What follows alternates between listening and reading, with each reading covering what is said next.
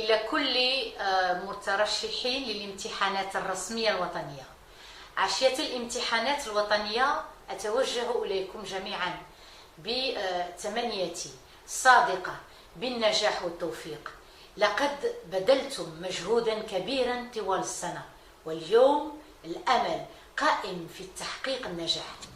أعلم أن الأمور لم تكن دائما سهلة، ولكن يجب أن تؤمنوا بالنجاح لتحقيق حلمكم الذي هو في نفس الوقت حلم أوليائكم، وحافظوا على ثقتكم في تحقيق النجاح إلى نهاية الامتحان.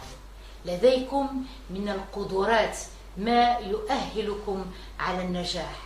وفي الأخير أتمنى لكم جميعا التوفيق في هذه المرحلة الحاسمة من مساركم الدراسي إن شاء الله.